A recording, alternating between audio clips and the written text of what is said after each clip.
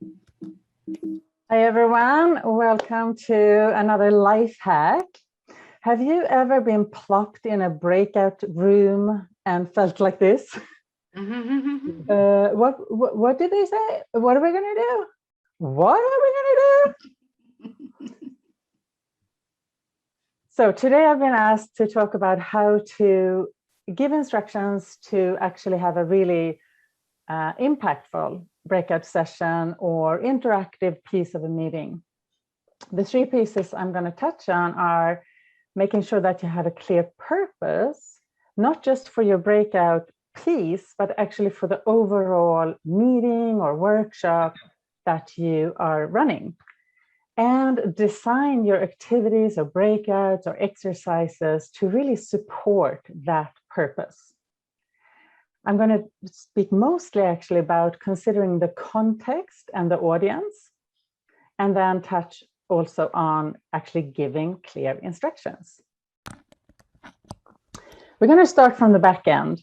And actually, Angela demonstrated a perfect example of this, making sure that when we are about to kick people off, put them into groups where they can be in a smaller group and do some sort of interactive exploration, to be really clear about all the, the what, the where, the who, the when, really give it clearly, like Angela did. And she also gave an example of how might this sound like.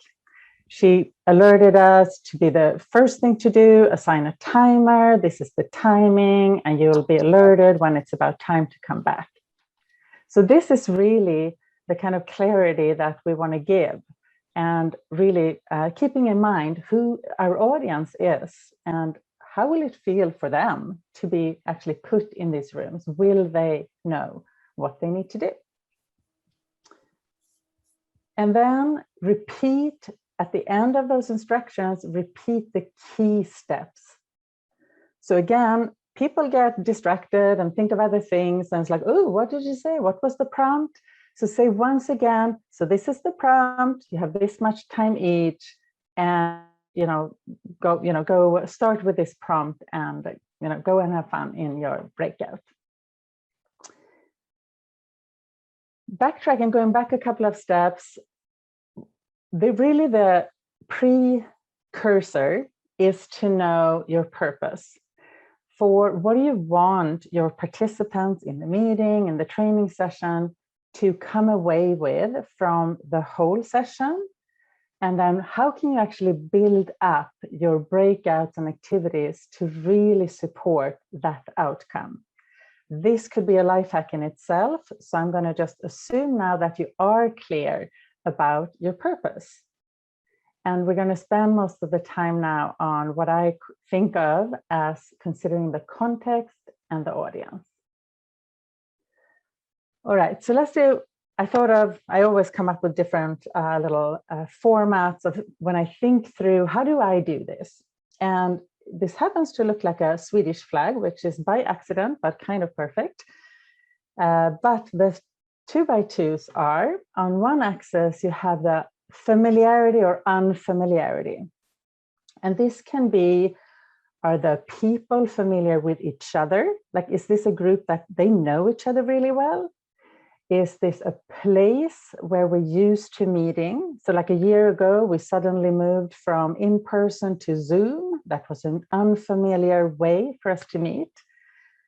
It might be a familiar, unfamiliar topic or format. So just considering really for these people, how familiar is the circumstance? And then on the other axis is the simplicity or complexity of the activity or the topic we're exploring. Simple might mean it's just one step, go do this and you're done. Simple might mean kind of superficial, pretty easy as far as trust or emotional kind of threshold. It's just easy to do. Complex might mean one thing builds on another, or we might go kind of deep and share something really personal. And there's other complexities, of course, but those are some examples. So if we look at these different quadrants and how they meet, then we have these 4 different combinations.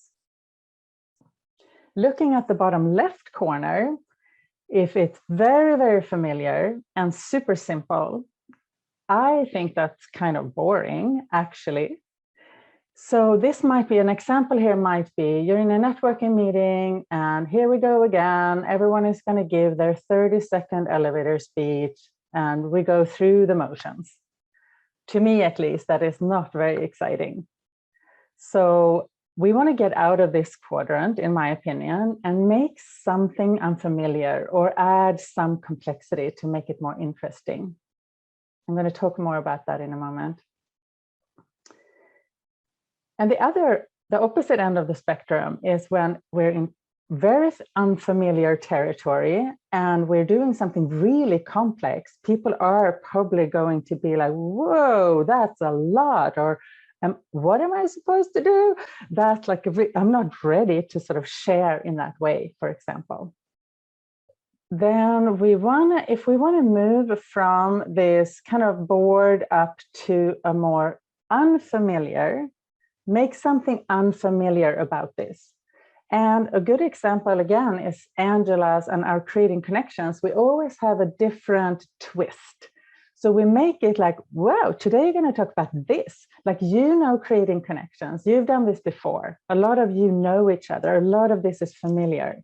But we put that little spark on it to make something unfamiliar, sharing about a childhood memory.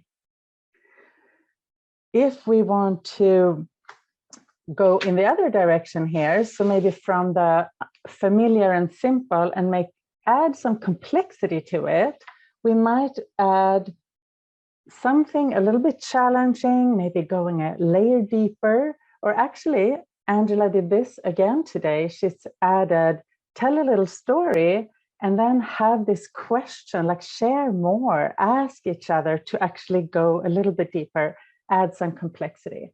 I think either direction will make your breakout session a little juicier and give more to your audience of whatever your purpose is. You want to align your activity to your purpose.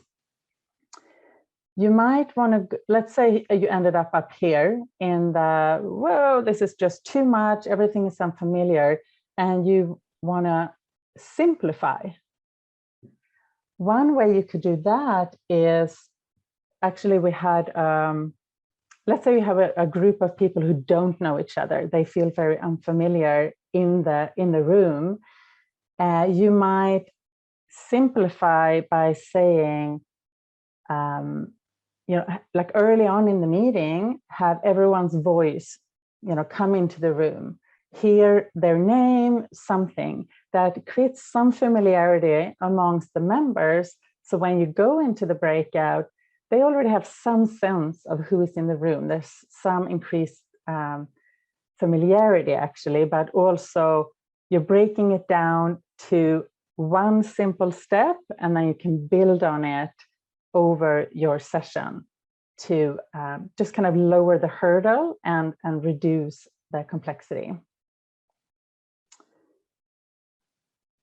Let's say you're here again and you want to go from unfamiliar to familiar. One way we did that a year ago when we switched from in-person meetings to Zoom meetings for BACN, there was a lot of unfamiliarity. How do we navigate this tool? How do we make this really connective and have the BACN vibe to it? So one thing we made the unfamiliar familiar was to say, for creating connections, imagine you're at a table, just like we were in person. You're going to meet with a smaller group and share. That's exactly what we're doing here, but we're using breakout feature in Zoom instead. So you might kind of make it more familiar by relating it to something that they already know.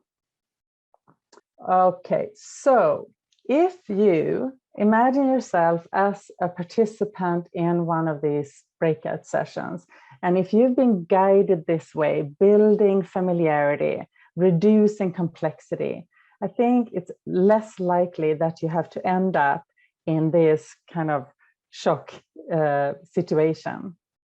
So make sure that you are really clear on your why, the purpose. What is this exercise even going to lead to? What is it going to do for my participants? Build activities to support that, and then get really clear on how are you going to meet your audience where they are, as far as how you're going to build this up and give instructions, and then communicate clearly. Just this step is what we're going to do now, and then keep building on it. And I believe your participants are going to get the most out of your breakout sessions or activities.